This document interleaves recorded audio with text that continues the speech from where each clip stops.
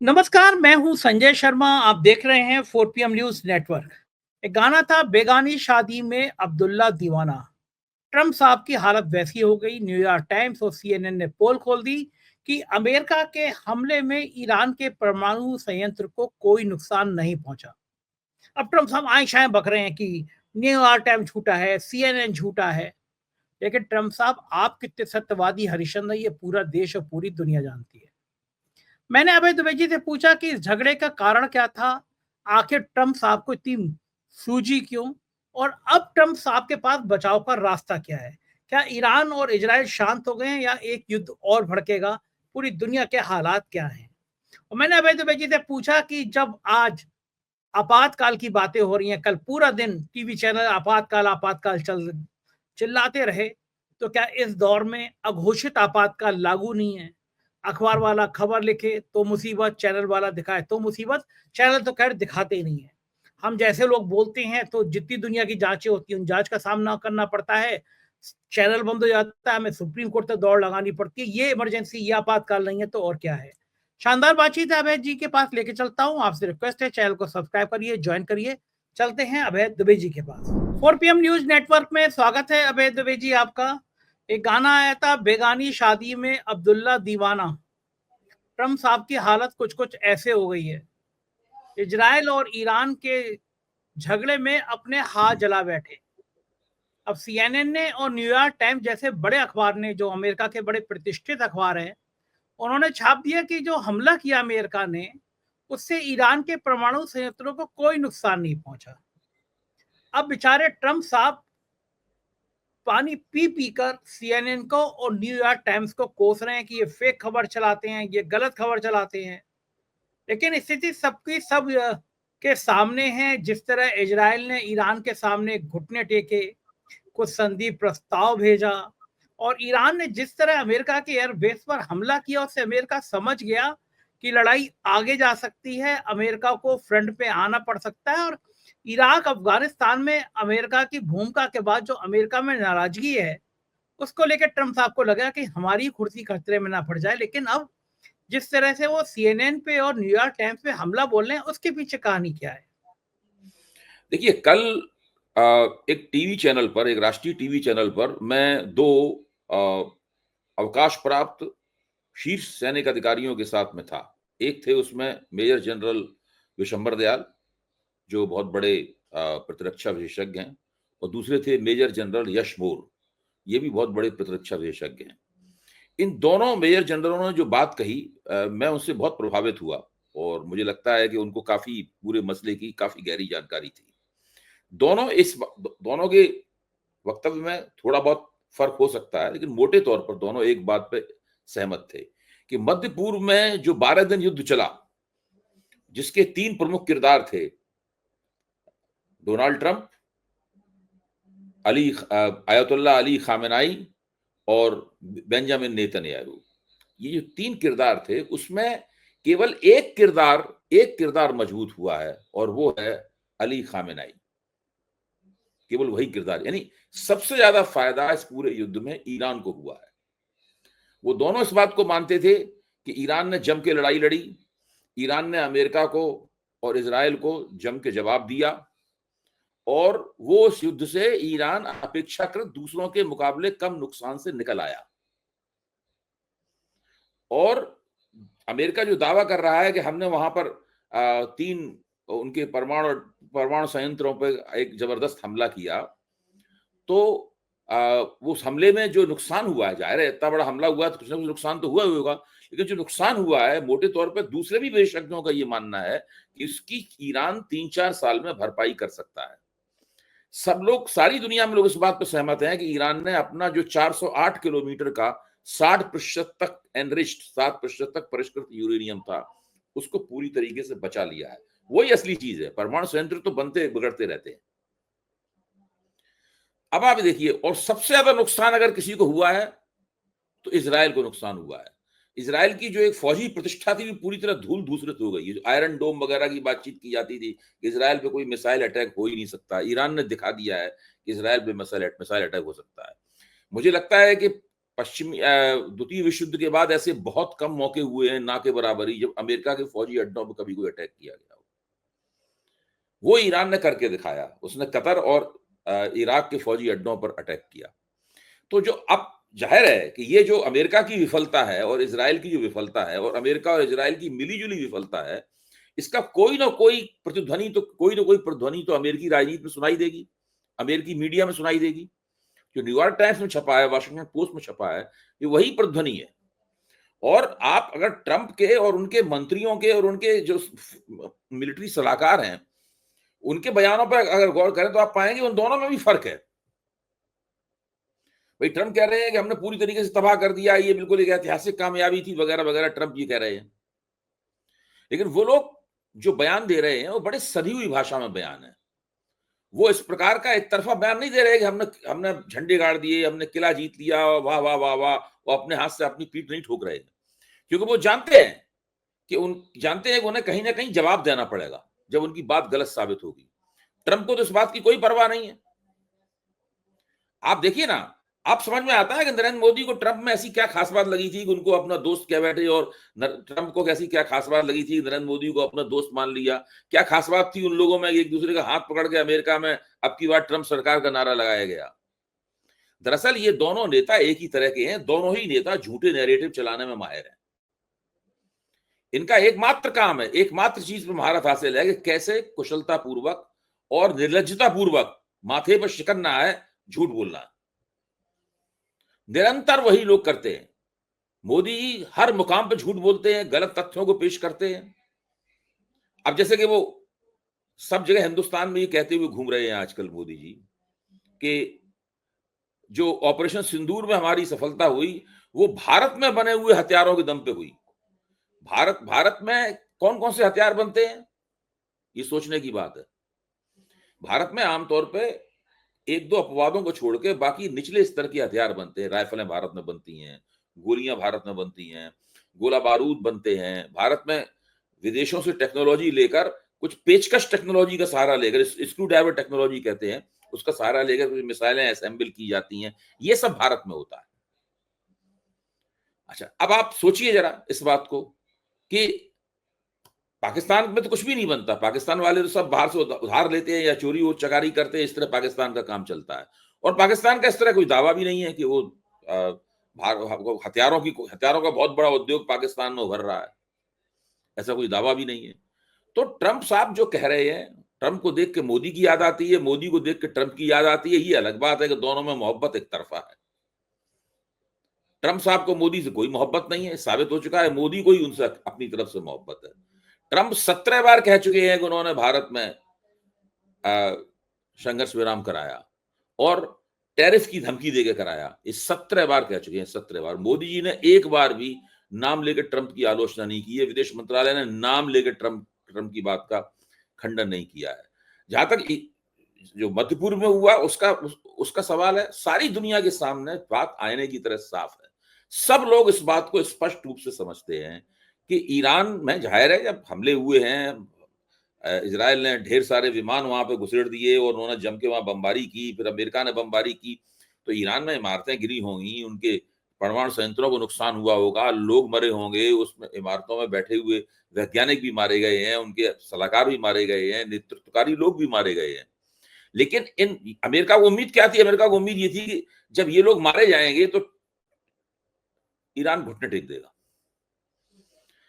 दूसरी उम्मीद ये थी कि इन लोगों के मारे जाने से जो सेकंड रैंक एंड फाइल है, दूसरी कतार के नेता हैं, जो ईरान की सत्ताधारी पार्टी है, वो लोग पलट के खामेनेई का गिरेबान पकड़ लेंगे और वहीं विस्फोट हो जाएगा और सत्ता परिवर्तन हो जाएगा। वो भी नहीं हुआ। यहां तक कि स्थिति यह है कि 83 वर्ष के उस नेता के पीछे इस वक्त पूरा ईरान, जो नेता पहले लोकप्रिय नहीं था, मैं मानता हूं उस बात को, उसके खिलाफ भी नाराजगी थी जनता में, सारा देश जो है उसके पीछे एकताबद्ध होकर खड़ा हो गया है। उल्टा हो गया। फिर ट्रंप को यह कहना पड़ा कि हम सत्ता परिवर्तन करना नहीं चाहते हैं, सत्ता परिवर्तन करने से अराजकता फैलती है। कल ही ट्रंप ने बयान दिए हैं दोनों। ये वो लोग हैं। अब तो नेतन्याहू भी कह रहे हैं कि हम कोई सत्ता परिवर्तन के लिए थोड़ी ना हमने हमला किया था। जो लोग खुल के सत्ता परिवर्तन की बात कर रहे थे, ट्रंप तो खुल के सत्ता परिवर्तन की बात कर रहे थे, वो कह रहे थे कि I want to make Iran great again. Iran को वो ये न केवल अमेरिका को ग्रेट बना रहे हैं बल्कि ईरान को भी ग्रेट बना रहे थे। तो देखिए इस प्रकार के लोग हैं ये इस देश का, दुनिया का दुर्भाग्य है, हमारे देश का और सारी दुनिया का दुर्भाग्य है कि इस तरह के तमाम नेता चुनावी रास्ते से शीर्ष पर पहुंच गए हैं और हर जगह वो एक इलेक्टोरल ऑटोक्रेसी की स्थापना कर रहे हैं। अच्छा, अब इलेक्टोरल ऑटोक्रेसी का दांव ये है, उसका दांव ये है कि हम संविधान को खारिज किए बिना, संविधान में संशोधन किए बिना संविधान की मान्यताओं का अतिक्रमण करते चले जाएंगे। संविधान की पूजा करेंगे, संविधान की जय जयकार करेंगे, संविधान के चारों तरफ नाच भजन कीर्तन करेंगे, लेकिन संविधान के न शब्दों का सम्मान करेंगे न उसकी भावना का सम्मान करेंगे। ये सब जगह चल रहा है, अमेरिका में भी चल रहा है और भारत में भी चल रहा है। नेतन्याहू ने कहा कि हमने तो फरवरी में ही बता दिया था ट्रंप को कि हम हमला करने जा रहे हैं, और फिर साथ दे या न दिए फैसला ये ट्रंप का था। हमने फरवरी में ही बता दिया था अमेरिका को कि हम हमला करेंगे। तो इतना टाइम पहले बता दिया था, इतने टाइम तक क्या तैयारी करते रहे ट्रंप साहब की साथ देना है नहीं हम देना और है? आप जानते हैं अच्छी तरीके से कि नेतन्याहू के खिलाफ भ्रष्टाचार के जबरदस्त इल्जाम है। अगर ये सत्ता से हटे तो इनको जेल जाना पड़ेगा। जो पार्टी इनकी लिकुड पार्टी जो है उसके खिलाफ वहां बहुत ज्यादा नाराजगी थी। जिस वक्त ये गजा पट्टी के ऊपर अत्याचार कर रहे थे, फिलिस्तीनियों के ऊपर अत्याचार कर रहे थे, उस वक्त भी, उस युद्ध से भी इनकी जो साख थी वो नहीं उठी, लोगों की नाराजगी कम नहीं हुई। फिर उन्होंने ईरान पे हमला किया। ईरान पे हमले के बाद अब सुना जाता है कि लिकुड पार्टी के खिलाफ उतनी नाराजगी नहीं है इतनी गजा पर हमला करते समय थी। बहरहाल जो भी हो, धीरे धीरे इजराइल की राजनीति की परतें भी साफ हों, राजनीति की समस्याएं भी हल होंगी। मुझे नहीं लगता है कि किसी भी तरीके से नेतन्याहू को स्थानीय राजनीति में भी इन दो हमलों से कोई विशेष लाभ हुआ है। इसी तरह ट्रंप को भी जो 12 दिन का ये जो युद्ध हुआ उसमें ट्रंप को अमेरिकी राजनीति में कोई बहुत लाभ हुआ हो, ट्रंप की लोकप्रियता में 4 चांद लग गए हो, उनकी बल्ले बल्ले हो रही हो, ये स्थिति नहीं है। ये लोग किसी तरीके से झूठी बातें बोलकर, लफाजी करके, एक दूसरे को काटती हुई बातें बोलकर, बड़ी अंतर्विरोधी विरोधाभासी बातें बोलकर इसी तरीके से अपनी राजनीति में टिके हुए हैं। इसमें, इस युद्ध में मैं एक बार फिर कहूंगा, सबसे ज्यादा लाभ अगर किसी को हुआ है तो वो ईरान को हुआ है। देखो ठीक है, और ये जो ट्रंप साहब अपने लिए नोबेल पुरस्कार की शांति की नोबेल पुरस्कार चाहते हैं, कहते हैं कि मैंने भारत पाकिस्तान की युद्ध रुकवा दिया, ईरान इजराइल का रुकवा दिया। देखिए, ट्रंप की बातों को अब बहुत ज्यादा लोग गंभीरता पूर्वक नहीं लेते। इतने बार ये आगे कदम बढ़ा के कदम पीछे खींच चुके हैं। अच्छा, कुल मिलाकर अब भाई बिल्कुल शुरुआत का मामला था तो नयापन लोगों का था कि एक आदमी अजीब अजीब किस्म हरकतें कर रहा है, सब लोग डिकोड करने की कोशिश कर रहे थे, समझने की कोशिश कर रहे थे कि मामला है क्या। भाई अमेरिका का राष्ट्रपति चुना गया है, दूसरी बार चुना गया है, तो कुछ तो उसकी बात में मर्म होगा। मैं भी सोचता था इस तरह, मैंने आपको कहा भी है भाई कुछ तो उसकी बात में मर्म होगा। अब 20 जनवरी को हुआ था फायदा, शपथ ली थी, फरवरी, मार्च, अप्रैल, मई, जून, आप देखिए 5वां महीना खत्म होने के लिए जा रहा है। अब आप इससे समझ लीजिए कि बंदा कहां पर खड़ा हुआ है, किस मुकाम पर खड़ा हुआ है। 5 महीने के अंदर इस व्यक्ति ने अपने पद की गरिमा पूरी तरह नष्ट कर दी, उल्टी सीधी बातें करके और अशिष्ट किस्म की बातें करके बताया है कि ये इस योग्य नहीं था जिस योग्य अमेरिका के मतदाताओं ने इन्हें समझा था। इन्हें आप देखिए पिछले 5 महीनों में कोई सफलता नहीं प्राप्त हुई है, केवल डींगे मारी हैं इन्होंने। युद्ध खत्म करने का वायदा करके आए थे, खुद युद्ध में भागीदारी कर ली उन्होंने, और तो और। तो ये स्थिति है मैं समझता हूं ट्रंप का ग्राफ बहुत तेजी के साथ नीचे गिर रहा होगा अमेरिका में। मेरे पास कोई ऐसे आंकड़े उस सर्वे की नहीं है, लेकिन मैं अपने विश्लेषण के मुताबिक, अपने आकलन के मुताबिक ये बात कह रहा हूं। और जो उनका तरीका है ट्रंप साहब का, ये ग्राफ और भी नीचे गिरता चला जाएगा। 12 महीने जब खत्म होंगे तब तक इनकी जो प्रेसिडेंसी है उसका भुरकुस निकल चुका होगा। कह रहे हैं। दूसरी खबर की तरफ चलते हैं। भारतीय जनता पार्टी, मोदी सरकार ने आपातकाल को लेकर आज बड़ा हल्ला गुल्ला काटा। संसद का विशेष सत्र नहीं बुला पा रहे हैं पहलगांव के मसले के बाद, लेकिन इमरजेंसी को लेकर आज फिर हमला बोला। और मैं सुन रहा था आज तक के चैनल को, कह रहे थे कि देखिए इमरजेंसी में संपादकों के मुंह बंद कर दिए गए थे, संपादक कंप्रोमाइज कर गए थे, तो मुझे बड़ी हंसी आ रही थी कि 11 साल बाद जब घोषित इमरजेंसी नहीं है, अघोषित इमरजेंसी है, तो किन किन संपादकों के मुंह खुले हुए हैं, कौन कौन से गोदी मीडिया के चैनल बोल पा रहे हैं। तो ये सारी चीजें देश में जो इस समय चल रहा है, क्या वो आपातकाल से कम है? आप तो अभय दुबे जी, आप तो जेल भी गए हैं इमरजेंसी में, पिताजी आपके जेल गए हैं, और मौजूदा दौर में जो आपातकाल है, 4 PM जैसे चैनल को उठा उठा के हमारी जांचें, ईओडब्ल्यू, इनकम टैक्स, ईडी, हमला, चैनल बंद कर दो, सुप्रीम कोर्ट से चैनल खुलवाना पड़ा। ये आपातकाल नहीं है तो और क्या है? केवल इसीलिए तो कर रहे हैं, हम बोल रहे हैं, हम आपके आज संग बैठ के समाजवादी बातचीत। पार्टी के एक प्रवक्ता ने, आज मैं एक टीवी पर आपातकाल के ऊपर चर्चा कर रहा था, उसमें कांग्रेस के प्रवक्ता भी थे, बीजेपी के प्रवक्ता भी थे, समाजवादी पार्टी के भी प्रवक्ता थे, मैं था और पत्रकार थे। तो समाजवादी पार्टी के प्रवक्ता ने एक बात बड़ी खूबसूरत कही, मैं उनका नाम भूल रहा हूँ, अच्छा बोल रहे थे वो। तो एक बात उन्होंने बड़ी खूबसूरती से कही, उन्होंने कहा कि नरेंद्र मोदी ने आपातकाल से एक ही बात सीखी है कि संविधानगत आपातकाल की घोषणा किए बिना आपातकाल कैसे लगाया जाता है। सबसे अच्छी बात नरेंद्र मोदी ने अपने लिए सबसे फायदेमंद बात आपातकाल से सीखी है, और ये बात सही है। एक मैं समझता हूं ये भारतीय जनता पार्टी के नेताओं ने एक खास तरह की कला विकसित की है कि वो फौरन कहेंगे भाई हमने तो आप हमारा विरोध, जब आप जैसे ही आप कहते हैं कि आपने अघोषित इमरजेंसी लगा रखी है, तो कहेंगे आप तो हमारी आलोचना कर रहे हैं, हमने तो आपका वारंट नहीं निकाला, आप हमारे टीवी पे बैठ के हमारे मुंह पे हमारी आलोचना कर रहे हैं। आप नरेंद्र मोदी को दिन रात आड़े हाथों लेते रहते हैं, भाजपा की किसी भी बात को आप सही नहीं मानते, आप उसकी आलोचना कर रहे होते हैं, आपको जेल तो नहीं भेजा गया, तो आप किस आधार पर कह रहे हैं? मतलब फौरन इस तरह के जवाब आते हैं। मैं खुद इस तरह के जवाब कई बार सुन चुका हूं। मध्य देश में कहां पे हमने कौन सा कानून लग के किन किन विपक्षी नेताओं को गिरफ्तार किया है? जो गिरफ्तार किया उनके खिलाफ भ्रष्टाचार के इल्जाम थे, वो अदालत से जमानत तो छूटे हुए हैं। मतलब इस प्रकार के तमाम तर्क ये देते हैं। अच्छा, लेकिन हम सब लोग जानते हैं कि हो क्या रहा है, और आप of the record Bharatiya Janata party के नेताओं से, कार्यकर्ताओं से बात कीजिए, वो खुद भी कहेंगे मुस्कुराते हुए। एक बार मैंने भाजपा के एक प्रवक्ता से कहा, हमारे मित्र भी थे, हमने कहा भाई सबको शुरुआत की बात है, सबको गद्दार अद्दार सब ये क्यों कहते हो? टुकड़े टुकड़े गैंग वगैरह, जब जेएनयू वाली घटना चल रही थी तो बहुत ज्यादा इन चीजों का प्रयोग होता था, नहीं ये सब क्यों कहते हो?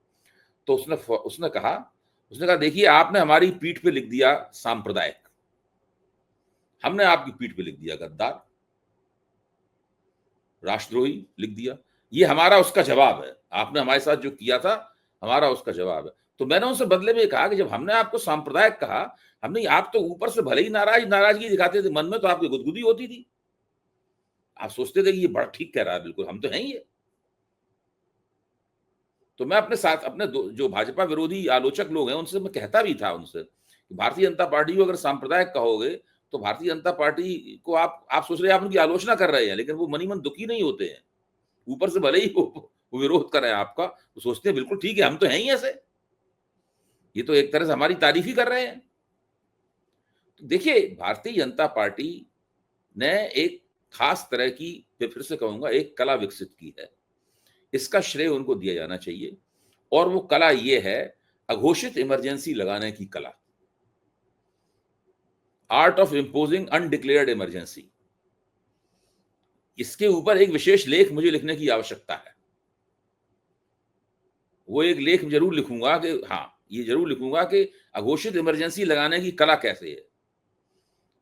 तो ये सब भाजपा ने किया है, और इस मामले में धीरे धीरे जैसे जैसे उनकी समय मिलता जा रहा है, अब तो 11वां साल चल रहा है उनका, 11 साल हो चुके हैं पूरे। तो अब इसमें बड़ा बारीकी भी उन्होंने, नफासत भी हासिल कर ली है, मैं ये कहूँगा। पहले जो अधगचरापन था ना, अब से बीच बीच में वो नरेंद्र मोदी ने कुछ खास बात, नरेंद्र मोदी से एक बार जो गो हत्या के नाम पर जो मुसलमानों को लिंच करने वाले थे, मतलब एक बार नरेंद्र मोदी ने उसकी निंदा कर दी थी, तो अब वो भाजपा वालों के पास एक रटा रटाया, देखिए मोदी जी ने उसकी निंदा की थी, मतलब मुसलमानों की लिंचिंग जारी है, लेकिन अगर आप उसकी आलोचना करेंगे, देखिए मोदी जी तो उसके खिलाफ है। तो इस प्रकार के इन्होंने कुछ हथकंडे इस्तेमाल करना सीख लिए, बाकी सब तो हम तो जानते ही इस देश में क्या हो रहा है। अच्छा, कांग्रेस को इस मुद्दे पर कैसे जवाब देना चाहिए? आज कांग्रेस पिछड़ा वर्ग के अध्यक्ष अनिल जैन, वो मुझसे फोन पे बात हुई, तो वो मुझसे कह रहे थे कि देखिए, अगर एक तरह से देखा जाए इमरजेंसी, तो इमरजेंसी में तो पिछड़ों और दलितों का भला हुआ। ये जो सामंतवादी ताकतें थी, जो ठाकुर थे और जो ऊंची जाति के लोग थे, वो जितना अत्याचार करते थे वो अत्याचार बंद हुआ। गरीबों देखिए, पिछड़ों कांग्रेस का मैंने सब सुना देखा है, कांग्रेस क्या बोल रही है, उनके प्रवक्ता भी थे हमारे कार्यक्रम में। कांग्रेस अभी अपनी बात को, इमरजेंसी वाले प्रश्न को ठीक से नहीं पेश कर पा रही है। अगर मैं उनकी जगह होता तो क्या कहता? मैं ये कहता कि 1970 में जो इंदिरा गांधी के हाथ की सत्ता चली गई, उस वक्त भी पूरा दक्षिण भारत इंदिरा गांधी के साथ था। हाँ। 150 से ज्यादा सीटें इंदिरा गांधी ने जीती थी। उत्तर भारत में वो बुरी तरह से हार गई थी। बिहार और उत्तर प्रदेश में उनको एक भी सीट नहीं प्राप्त हुई थी, 0 सीट आई थी कांग्रेस को। तब उत्तर प्रदेश में 85 सीटें हुआ करती थी, 84 सीटें हुआ करती थी उत्तर प्रदेश में, 84 शून्य सीटें आई थी। बिहार में शायद कितनी 50 सीटें हुआ करती थी, बिहार में 50 से 51 सीटें हुआ करती थी, शून्य सीटें आई थी। मतलब 130 सीट तो इंदिरा गांधी यहीं भी पीछे हो गई थी। मैं ये कह रहा हूं कि आप सोचिए इस बात को कि जो इमरजेंसी लगाना ऐसा जघन्य का कृत्य करने के बावजूद भी इंदिरा गांधी ने 150 से ज्यादा सीटें प्राप्त की थी, और विंध्याचल के उधर का पूरा भारत उन्होंने जीत लिया था। इसलिए ये कहना कि इमरजेंसी की वजह से वो सारे देश में लोकप्रिय थी, गलत है। ये कहना भी गलत है कि पूरा देश उनके खिलाफ था। देश का बड़ा हिस्सा उनके खिलाफ था, लेकिन एक देश का काफी अच्छा खासा बड़ा हिस्सा उनके समर्थन में भी था। दूसरी बात, ये कहना कि इमरजेंसी में राजनीतिक स्वतंत्रताओं का हनन किया गया, इसलिए लोगों ने उनके खिलाफ वोट किया, ये गलत है कहना। राजनीतिक स्वतंत्रताओं का हनन नहीं किया जाना चाहिए था। मुझे जेल में नहीं डाला जाना चाहिए था, मेरे पिताजी को जेल में नहीं डाला जाना चाहिए था, मुझे मजबूर नहीं किया जाना चाहिए था कि मैं जेल से बीए प्रथम वर्ष का इम्तिहान दूं, और मेरे ऐसे अनगिनत लोग थे ऐसे। वो पूरा जो जनादेश था वो इमरजेंसी के खिलाफ नहीं था, वो नसबंदी के खिलाफ था। देखिए, इमरजेंसी के ऊपर बहुत सारी रिसर्च हो चुकी है। इमरजेंसी की उत्पीड़ितों ने भी किताबें लिखी हैं, रिसर्च स्कॉलर्स ने भी किताबें लिखी हैं, पत्रकारों ने भी किताबें लिखी हैं, और एकेडमिशियंस ने भी किताबें लिखी हैं। मेरी इसमें जी दिलचस्पी है, मैंने सबको पढ़ा है ध्यान से और समझने की कोशिश की। मैं खुद भी इमरजेंसी का उत्पीड़ित रहा हूं, मेरा परिवार इमरजेंसी का उत्पीड़ित रहा है। मेरा मानना यह है कि जितनी बातें ये कही जा, मतलब जो लोग जेल में थे इमरजेंसी में, वो समझते हैं कि वो लोकतंत्र के फरिश्ते हैं। आज जो अपने मुंह मियां मिट्ठू बनाया रहा है, अपनी तारीफ अपने मुंह से की जा रही है, अपनी पीठ खुद की है, चाहे वो समाजवादी हो, चाहे वो तत्कालीन जनसंघ वाले हो, चाहे सीपीएम वाले हो, जिसके पास उसके बाद सत्ता आई, उसने सत्ता का दुरुपयोग किया और लोकतंत्र का क्षय किया। संजय जी, आप ही बताइए, इस देश में ऐसी कौन सी बड़ी पार्टी है जो किसी न किसी रूप में कहीं ना कहीं सत्ता में न रही हो? सबसे ज्यादा तो कांग्रेस ने हुकूमत की, उसके बाद भारतीय जनता पार्टी ने हुकूमत की। दूसरी ताकतें जो हैं वो भी प्रदेशों में, केंद्र में भी सत्ता में हिस्सेदार रही हैं। तमाम क्षेत्रीय ताकतें भी केंद्र में सत्ता में हिस्सेदार रही हैं, प्रदेशों में रही सत्ताधार है, और थोड़े थोड़े दिन नहीं, बहुत बहुत सालों तक, 20-20, 25-25 साल तक लोग सत्ता में रहे। क्या सीपीएम पश्चिम बंगाल में कितने लंबे समय तक सत्ता में रही? क्या पश्चिम बंगाल में लोकतंत्र उससे समृद्ध हुआ? ये मोर्चा सरकारें रही पूरे 90 के दशक में सत्ता में, केंद्र में, राज्यों में, उससे क्या लोकतंत्र समृद्ध हुआ? भाजपा 11 साल ये और 6 साल अटल बिहारी, 17 साल हो गए भाजपा को केंद्र में सत्ता में, क्या वो लोकतंत्र को समृद्ध कर पाई? कांग्रेस की कहानी तो हमें पता ही है, हम तो विषय बहस ही कर रहे हैं कि भाई उन्होंने इमरजेंसी लगाई थी। मैं सिर्फ ये कहना ही चाहता हूं कि जयप्रकाश नारायण आंदोलन, जिनकी वजह से इमरजेंसी लगी थी, उनके आंदोलन के मर्म में एक बात थी, इसको कहते थे हमारा प्रतिनिधि कैसा हो। आज हमारे प्रतिनिधियों का आचरण क्या है? कोई वंदे भारत ट्रेन में नागरिकों की नाक तोड़ रहा है घूसे मार मार कर, कोई कुछ कर रहा है, कोई मतलब क्या है, सेक्स और हिंसा का प्रदर्शन चल रहा है। अरे उत्तर प्रदेश में तो अभय जी, उत्तर प्रदेश का एक विधायक को तो 20 साल से ज्यादा सजा हुई नाबालिग बच्ची से बलात्कार के कारण। हाँ, विधायक की गई। आप ठीक कह रहे हैं, और भी जाने कितने ऐसे उदाहरण हैं। अब जयप्रकाश नारायण ने 1974 में ही नारा दिया था कि भाई सिंहासन खाली करो, जनता आती है, मतलब ये प्रतिनिधि वापसी का अधिकार वगैरह, इस तरह की तमाम बहुत सी बातें थी। मैं ये मानता हूं कि जयप्रकाश आंदोलन में जो लोग भागीदारी कर रहे थे वो भी नालायक निकले। जिन्होंने इमरजेंसी लगाई थी वो तो नालायक थे ही। इस देश में खुर्दबीन लेकर ढूंढने के लिए चले जाओ तो लायक नेता नहीं मिलेगा आपको, ये हालत है। हमें कोई पसंद हो ना पसंद हो वो बात दूसरी है, लेकिन आज देश में इमरजेंसी लगी थी। आज तो कम से कम हम लोगों को देखना चाहिए कि क्या जो जिन बातों जिन मांगों के आधार पर इतना जबरदस्त संपूर्ण क्रांति आंदोलन चला था, 1974 वाला आंदोलन चला था, और जिसके कारण इंदिरा गांधी को इमरजेंसी लगानी पड़ी, उससे क्या निकला, क्या हमने हासिल क्या किया?